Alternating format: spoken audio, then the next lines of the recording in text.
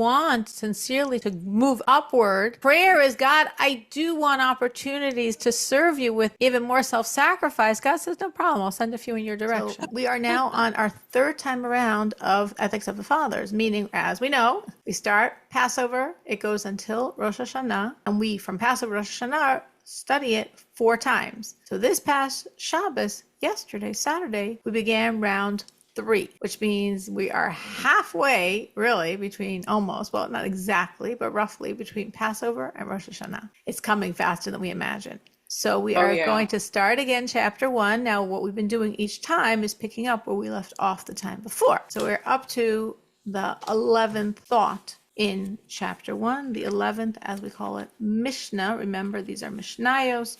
Mishnayos are the first codification of the oral law, and the concepts are usually very brief, cryptic words containing much, much thought. And we're doing it pretty much, except when I occasionally bring in commentary, doing pretty much on the surface, because on the surface itself, there's so much there. Hillel, this is a famous Hillel. If you've heard of Hillel, Hillel was a great sage of the Jewish people. From his descendants became the leaders of the Jewish people all the way until the exile. So great, great, great leader of the Jewish people, great lover of the Jewish people. So Hillel said, be of the disciples of Aaron, loving peace, pursuing peace, loving your fellow creatures, and bringing them close to Torah. So this is very stylistic, or the thought, the way of thinking of Hillel. Hillel, we know, was the side of kindness. We're told that his soul energy, we have 7 root energies, which then really get constricted into the 3 root energies of kindness, of strength, and of compassion. And he was the side of kindness. But he's giving us an injunction that really is applicable to all of us, to love peace, to pursue peace,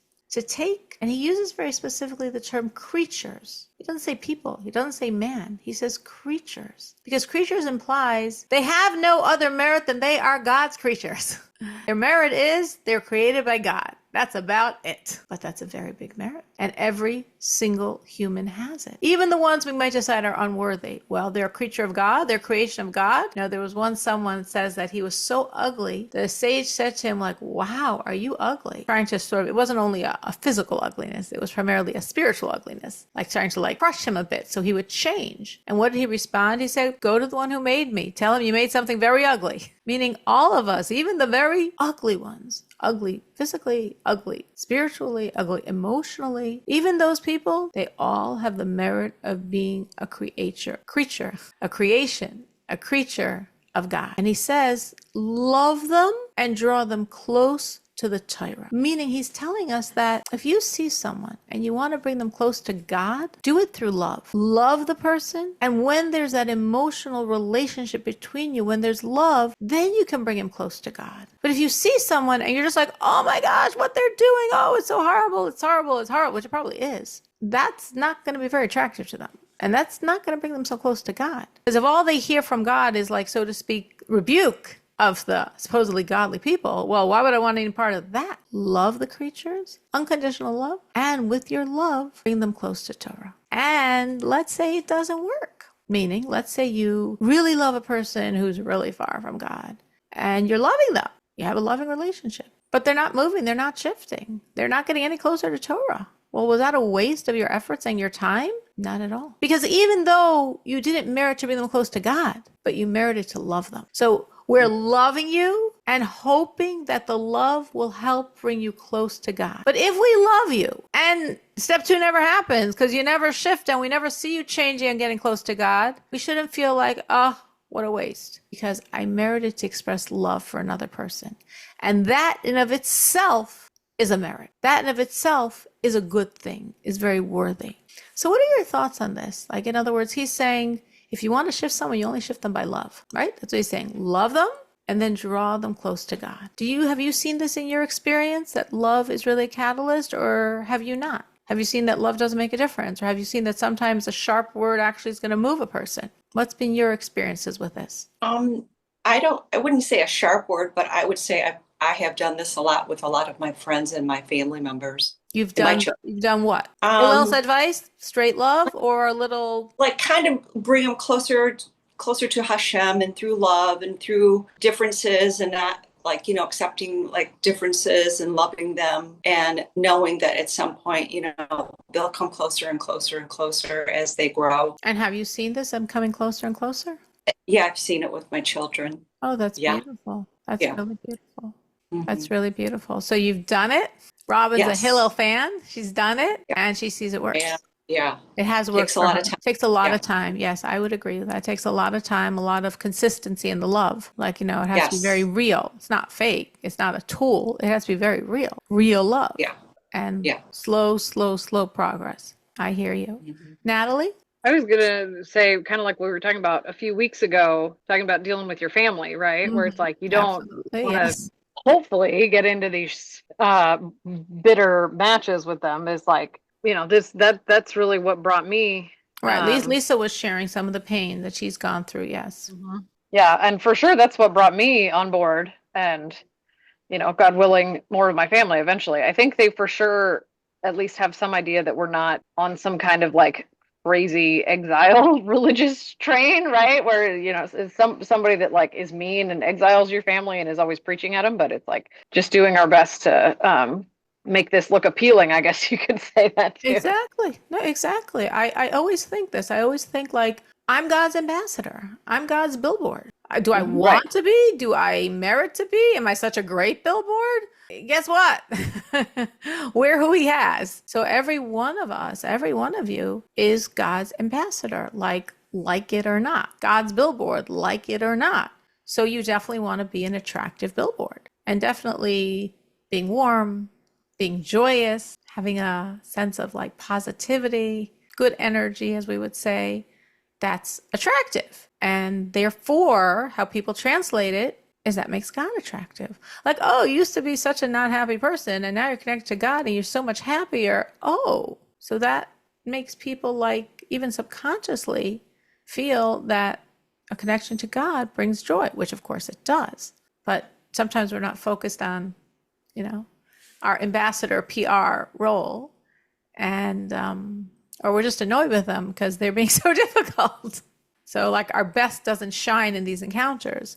But yeah. So have you seen a shift, or you're saying you're still working on it? You're not holding where Robin is, that she's seen it, but you're in the trenches and you trust it's going to happen. Well, like I said, I mean, my mom didn't have nearly the spectacular reaction that I was expecting. So I'd say that's a good sign. Absolutely. We take every step.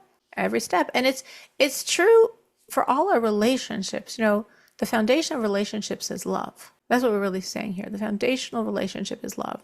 Now, sometimes love is expressed with firmness, like we've discussed when we've discussed raising children. Love doesn't necessarily mean permissiveness at all. It means love, but that is foundational. So when we have that foundation in place, we can build on it. And the point I was making before, as it's explained, is it's not only, well, I'm loving, and then they're going to come close to God. Well, you might love and they might not come close to God, and you might not ever see them coming close to God. But you still are meriting to love. And that in of itself is good. That in of itself is an accomplishment. That in itself is positive, that there are positive relationships between people, between God's creation, that God sees his children are getting along. That's also very, very, very valuable. In the morning when we start our prayers with a line saying, "Behold, I accept upon myself the commandment of loving my fellow Jew." And the reason we start with that, it's not really part of the prayers, it's like an introduction, is because, hey, God, we're going to pray. We're going to ask you for things. Well, how are we going to, we're asking, well, why should we get it? But if we love each other, you're a father. When a father sees his children get along, it gives him a lot of joy. And then you'll want to give us what we're asking. When you're expressing love to your fellow man, you're giving God that message. Your children are getting along. We're all created in God's image. We're all your children. And we're expressing love for each other. This in of itself is a value for God. Anyone else has seen this in their life in either direction? Like, yes, it works. No, it doesn't work. No, something else they think is better. Anyone else has what to add to this discussion? I just keep trying to set a good example for my brother. When good things happen, I remind him to thank Hashem. And I'm not sure that he always does, but I keep reminding him. That's great. That's great that he might not do it, but if you keep reminding him, He might. getting into his brain. Yes. little by little by little. I have definitely seen this with people I'm close to, with family, where you have, long-term relationship. I've seen, like, when you keep bringing God into the conversation, eventually it comes out of their lips naturally, because you're like drilling it into their brain, drop by drop by drop. So Gently. when you keep saying, "Oh my gosh, that happened. You must thank God. Wow, that's so amazing." I'm sure you thank God. Whoa, what an amazing gift God just gave you. Make sure to thank him. You just keep saying this. It's like drop, drop, drop, drop. At a certain point, it penetrates, and God will start flowing from his lips as well. And I have seen this, and it's very, very powerful. Like I said, we're God's ambassadors. You say maybe God deserves to have better ambassadors than us. Well, this is who he has. And each one of us is the right ambassador. Like, we should never feel that. Just like we should never feel, oh, I'm not the right mother for this child. What this child needs, I don't have. God doesn't make mistakes. If you say that, you're implying God made a mistake. Every one of us is the right mother for our child. And every one of us is the right ambassador for our area of the world. What's our area of the world? The people we're in connection with, our neighbors, our colleagues, our friends, our family, our community. We're God's emissary in that area. And I wish God had a better emissary. What are you talking about? You're saying God made a mistake? God doesn't make mistakes. You're his emissary. He knows what he's doing. You have what it takes to be the representative of God for your niche. And all of us should always look at ourselves that way, because we truly are. And when you look at yourself that way, when you understand who you are, you act differently. Like, you might demand more from yourself. You might not allow yourself to do certain things or even dress a certain way, because, like, it's okay for me, but I don't know if it's okay for God's ambassador. I would expect higher from God's ambassador. So I guess I gotta pull out more for myself. He, meaning we're continuing with Hillel, used to say, "He who seeks renown loses his name. You seek fame, you lose your name. He who does not increase his knowledge of Torah decreases it." And then it says, "He who does not study Torah deserves death, and he who exploits the crown of Torah for his own end shall perish." But let's start with the first point that I thought was very applicable, which is, if you're looking for fame, it runs away from you. If you're looking for honor, you're not going to find it, because it's getting out of there. Now, obviously, you could say, well, that's not true, because, look at all these famous people. But the Mishnah is saying each one of us has to make a personal inner calculation in our own heart. We'll let God deal with the rest of the world. But in our own heart, we have to understand that we can't do things based on a desire for other people to notice us, for other people's approval, for other people's recognition. Fame, meaning not like suddenly you became a celebrity on social media. What do they call them? Influencer. Influencer. Thank you. Right. I don't know that we're looking to become influencers, but in our own area, the people in our world, a lot of us crave this, like, I want to be accepted. I want to be recognized. I want to be a somebody and not a nobody. And we're told, like, if you're looking for it, you're not going to find it. Because the more you interact with people in a way that you want to impress upon them who you are, like, the more they're not interested in you, the more they, like, don't want it. And the more you interact with people from a place of real, genuine humility, the more people sense that and respect that and are like, wow, that's special. I mean, genuine humility is very special. That's special. That's rare. That's the type of person I want to connect to. People do know who's high quality, even though they might not always express it that way, but they really, really do. Has anyone here ever experienced that as they are not looking for anyone to give them any special recognition, suddenly people are turning to them, and suddenly people are looking at them as sources of knowledge or wisdom or God? Yes.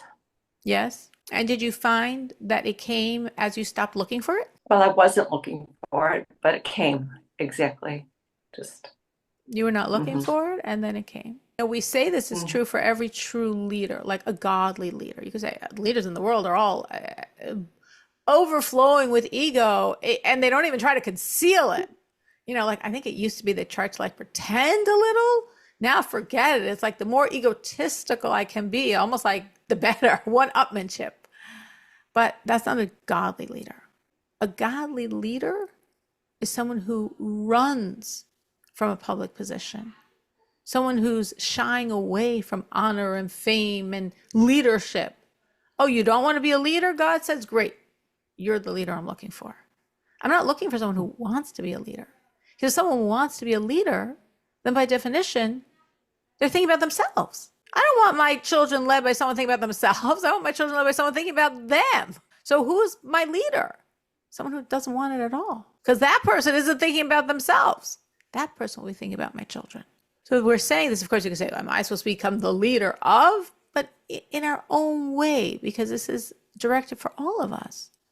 In our own interactions with people, humility might not seem like a revered quality in the 21st century, but it's like a timeless quality. It's a genuine quality. It's a quality that's so impactful, and it's a very quiet way. It's very, very impactful. I'm going to take one other idea from this 4 I just read you, which is, and whoever does not increase his knowledge of Torah decreases it. Meaning, and this is a very important concept, not only true with Torah, but in general in our life, in general our relationship with God, and we're specifically focusing here on Torah.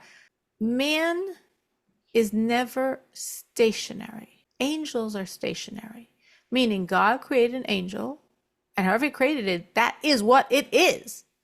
It will never shift an iota higher or an iota lower.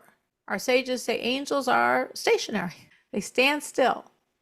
Man is not called one who is stationary. Man is called by the sages one who's moving. Now, movement can go up, closer to God. Movement can go down. But we're always moving. There's no such thing as like, I'm just staying still, unless staying still is the movement. Like treading water is movement. And sometimes you have to move to maintain yourself. Like imagine if someone lost weight. You can't say, okay, I reached my target goal. Now I'm done.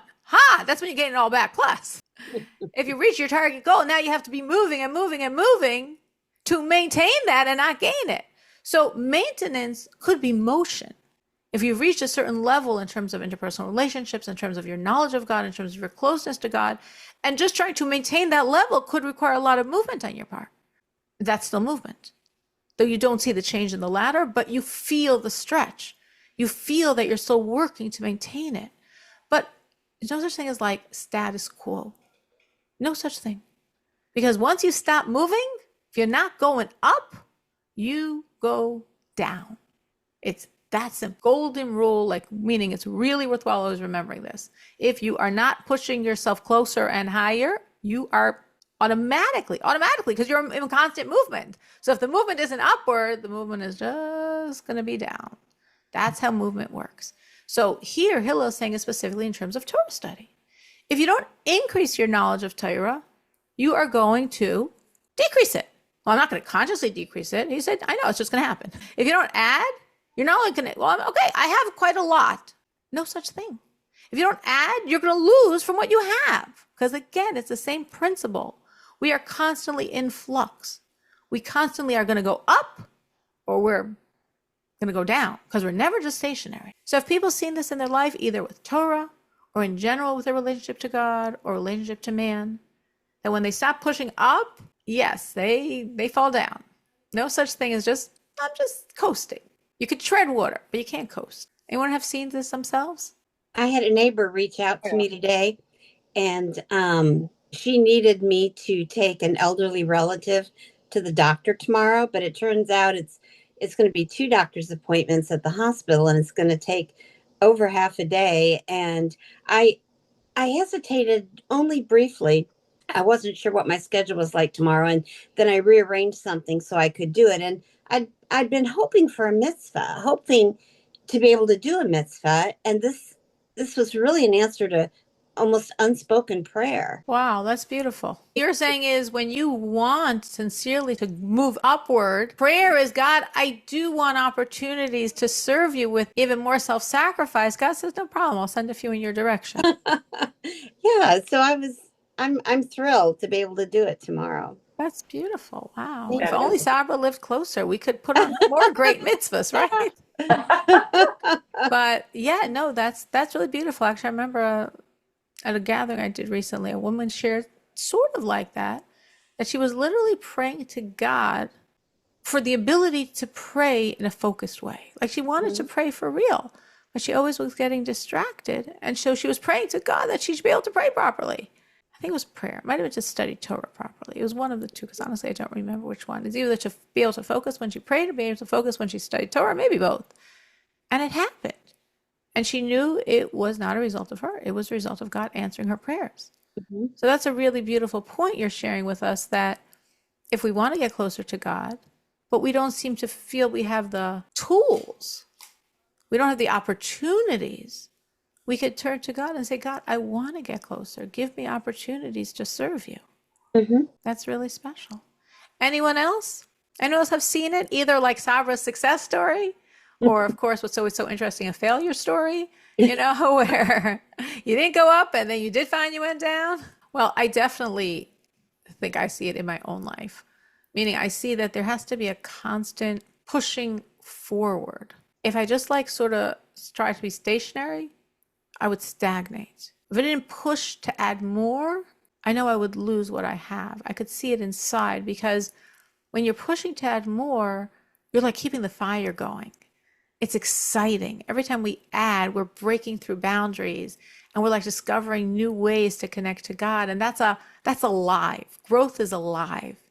And when you're just sort of like letting yourself be, you start shriveling, and then lots and lots of other things can take space besides your relationship with God. So then you shrivel some more and you shrivel some more. So I definitely can say with myself, I feel always like a push to do more, to get closer, to keep it up. Because if I don't keep it up, then I think you start losing it. Definitely feel that. He who exploits the crown of Torah for his own benefits shall perish. And this is Hillel talking. Remember Hillel, the lover, the positive, warm, kind one. What does he mean? What he means is be very careful. And again, I don't know if this is relevant in anyone's life, but maybe it is.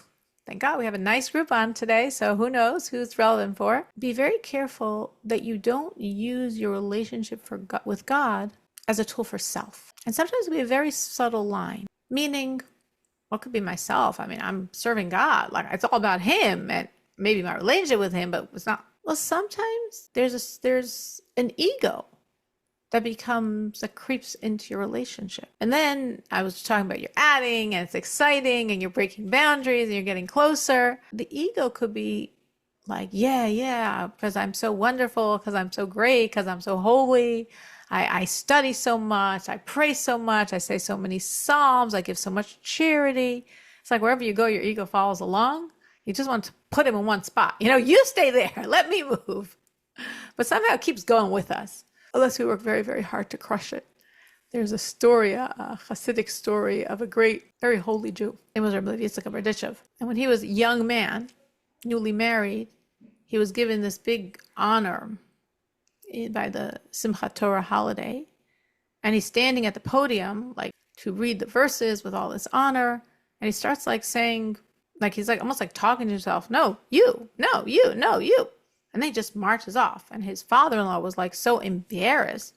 Here officially he got this real gem of a son-in-law who's so holy and wise, and he just like made a whole fool of himself. And afterwards, when they were walking home from synagogue, the father-in-law said to Rabbi Yitzchak Berditchev, who was a very, very holy Jew, what went on there? Like, you so embarrassed me. Why didn't you read the verse? And he said, well, here I came up to the podium. I'm just about to read the verse, which is, of course, this huge honor. And suddenly, who do I see? I see my evil inclination on the podium with me. I'm like, what are you doing here? He said, well, what are you doing here? He said, well, me, I studied by the great scholar Reb Shmelk of Nickelsburg. He says, me too. I was there with you. And I did this and this and this. Me too. I was there with you. I did this and this and this. Me too. Right with you. So I finally turned to him and I said, listen, if you're so holy and if you're such a scholar and if you did all these great things, you read the verse. And I marched off. Meaning it's a cute story, but it's of course very, very, very deep. And the point, I don't know if literally he saw his evil inclination, because he was so holy, I doubt he could see it. I doubt his evil inclination existed. But he was trying to bring out a point. And the point is, it sort of goes back to what we said before about honor. Like, oh, so much honor. And if you do this, it's so honorable. If you get this, it's so honorable. He's like, what's this business? This is about for me? This is for that evil inclination. So let him have the honor, because I don't want it. I don't want to be part of this. I don't want to be using my relationship with God as a tool to aggrandize myself, as a tool for other people to think, oh, wow, he or she is so special. Yuck. That's not what I'm looking for. That's not what I'm doing this for. I would never want, and sometimes it's a subtle point, would never want that my relationship to God is a reason for me to be gaining something. I'm not bartering my relationship with God, It's about me, it's about God. It's not about other people and how I could gain. So it's a subtle point, and I don't know if anybody here has encountered it. If anybody has, please share. But I think it's a worthwhile point raising to look at ourselves. And again, it's sort of demanding a purity of motive, a purity of intent, that what we're doing is about God. What we're doing is for God. And we don't want anything else involved. Otherwise, we'll let the evil inclination on the podium and we walk off. Let him deal with it, Next statement of Hillel. If I am not for myself, who is for me? Mm-hmm. And if I'm only for myself, what am I? And if not now, when? Mm-hmm. Very strong words. If I'm not for myself, who is for me? But if I'm only for myself, what am I? So this is really a duality here. And how we as human beings are supposed to look at ourselves in relationship to God, in relationship to other people. Like on one hand, if I'm not for myself, who's for me? If I'm not going to advocate for myself, if I'm not going to work on myself, if I'm not going to focus on myself and grow and move, you think someone else is going to do it for me? It's never going to happen. Well, sometimes you're so busy taking care of everyone else, you don't have time for yourself. Isn't that a great virtue? It's a partial virtue. We are told that if you're so busy taking care of everyone else, then the small time you have for yourself is literally multiplied by 1,000 in terms of its impact. Meaning, like, let's say a mother, right? Who's busy all day taking care of lots of other people. So she doesn't have so much time to pray or to study or to say Psalms, because she's busy all day taking care of others. And of course, plus you work full time, and we know all the stuff that go in the pot. When you or like Sabra's saying about herself tomorrow. So she is graciously, joyously spending half a day helping someone's mother out. So when you do this type of things frequently, you have less and less time for your own needs, including your own spiritual needs. So we have this amazing promise that if you are too busy taking care of other people, the time you dedicate to your own relationship with God, your own Torah study, your own prayers, your own Psalms, your own inner growth, will be multiplied by 1,000. That is a literal truth. So on one hand, if Sabra's busy all day tomorrow with somebody else, and then she grabs 5 minutes to pray, well, 5 minutes times 1,000 is 5,000 minutes. That's hours of prayer. That's huge. But 1,000 times 0 is 0. Probably learned that once in math, right? Anything times 0 is 0. So God is giving you an amazing opportunity, but only if you put forth your own effort. Because if you don't put any effort, the 1,000 is times 0. Well, that's 0. Mm-hmm. So all the promise and potential and gift, you're not going to access because you're giving a 0. 1,000 times 0 is 0. But if you do, finding yourself too busy because you're so giving and focused on others, and you push yourself to also carve out time for yourself. If I'm not for myself, who is for me? And you're working on your study and on your prayer and on your Psalms and on your character development, that's multiplied literally by 1,000 in terms of its impact. Because if I'm only for myself, no, well, I've got to study and I've got to pray and I've got to say Psalms and I've got to give charity. And I'm like, I have a very long list. So I take up all the space. If you take up all the space, what are you? Now, there was someone that came to the third leader of Chabad, the third Rebbe of Lubavitch. He was referred to as the Tzemach Tzedek. And he said to him, this man said to this Tzemach Tzedek, the leader, the Rebbe, He said, wherever I go, everyone steps on me. And someone such responded, because you put yourself all over the place. So wherever they're stepping, there's you. There you are. So wherever they want to step, there you are. So they end up stepping on you. Meaning, if my focus is totally on me, what are you? Well, I've got to do this, and I've got to do this, and I've got to do this. And if I take care of all my needs, there'll be time for other people, somewhere on the bottom of that list. What are you? Like, ugh. That's not how God wants people to be. That's not how God wants people to behave. You're supposed to give charity. Well, I would give charity, but I don't have any money. And if I had money, someday God decides to give me more money, I will give charity. That's not how I want people to behave. You can't give huge sums, but everyone can give something. You know about God? Share it with others. Well, I know so little. I'm not comfortable. God says, if you're only for yourself, what are you? Again, we understand the limits of everyone's knowledge.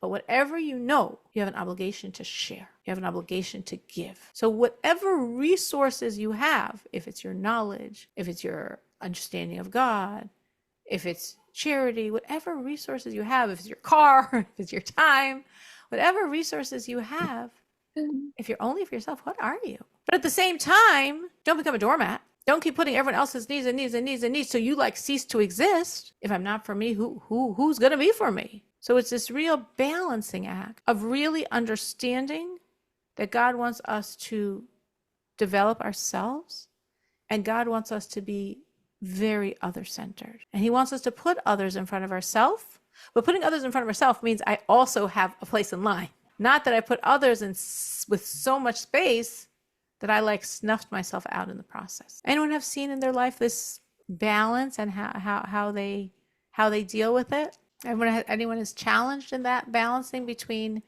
healthy giving and healthy guarding of their own boundaries? I definitely am, because yeah. I try and give too much. And then that is really bad, because then you pour yourself out and then you don't have enough to give. And then you get bitter. And so, yeah, I've been there and done that. I'm trying to be careful. You're being more careful now. Right. Mm-hmm. This is what he's saying. Exactly. Dixie said it very, very, very clearly. That when you're giving and giving and giving, it could become very unhealthy in both ways, for the recipients and for you. On both levels, it could not be positive. And I think that's what Hillel is pointing out. You need both. The balance. The balance. If I'm only for myself, what am I? But if I'm not at all for myself, who's going to be for me? So it's really that balance. Yeah. So Dixie said she's learning. She's learning. She's working on it. She's a work in progress, like all of us, but she recognizes the concept. Anyone else has seen that dilemma or stress in either direction? Balancing, giving? I've seen that at work with customers and coworkers, that I don't do everything, and I let other people do. And sometimes you're saying you feel you err in that. I err in that. Yeah. Right. And sometimes we feel like, but I'm supposed to, but I'm always supposed to put the other person first. I'm always supposed to put the other person first. Yes. I want to be a good person. And that's what good people do. And this is what Hillel is saying. This is his point here. Both are true. And you need the wisdom or the God-centeredness to really I think what Robin's saying, and it's a very authentic voice. She's saying it at work. Another person might find it in their relationship with their spouse. Another person might find it in their relationship with their children. Another person might find it in the relationship with their friends or their mother or their sibling. We want to be good people. Anyone on this class wants to be a good person. That's part of why you're here. And good people give, and good people put other people first, which is true in an appropriate way. Because Hillel is saying both are important. If I'm only for myself, ugh. But if I'm not for myself, I could be squashed in the process. So it's that balance of understanding when to prioritize someone else's needs and when to understand that, like Dixie said, if you keep putting the other person in front of you, you lose yourself. There's nothing left to give, right? Like our sages say, we're talking before about charity. Our sages say, but you're not allowed to give all your money to charity. Oh, why not? God wants me to give charity and more charity and more charity. So let me just give everything I own to charity. Sages say no, because then who's going to support you? How are your needs? How are your bills going to be paid? You just created another charity case because, now you won't have anyone to support yourself. So yes, you're supposed to give charity. You're supposed to give a lot of charity. And at the same time, you need to keep something so you can pay your bills. Mhm. Anyone else on this? Any other thoughts on this one? Anyone else that has struggled or feels they've gained some insight and wisdom on this balancing act? Yeah, it's always good to hear it and recalculate and look at yourself and see where you can, balance the scales and do more. Right. Or Recalculate. That's yeah, good. calculate. Looking and Mhm. seeing, like Robin's saying, using, I think that's a good word for it, recalculate. Looking and seeing which side am I in error? Mhm. And I'm in error that I'm too scared to give other people because, oh, they're going to take me all over and I really need to give more. Am I, Mhm. making myself that doormat, that dish towel? And I've Right. got to like create space for myself as well. And yes, and it's a very individualized thing. Sometimes it's something you consult with someone else, another spiritual mentor, to like make sure you're Mhm. balanced, your personal balance, because your balance Mhm. could look different than someone else's balance. Someone else Mhm. would be like, oh, I have to give much more. And someone else maybe says, how can you give as much as you do? That's so unbelievable. Because each one of us is Mhm. individual. God made every one of us, but we're not cookie cutters. Everyone has different physical and spiritual psyche and has to be appropriate for ourselves. All right, we will stop at this point. Thank you so much for joining. It's wonderful to see so many people on tonight. That's very strengthening. And hopefully everyone found something here from the timeless wisdom of the sages that was the reason they had to be on tonight.